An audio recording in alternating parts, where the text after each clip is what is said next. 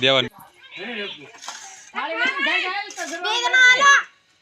તકે હું નીકળી એ તો વકરા દે દેવું તો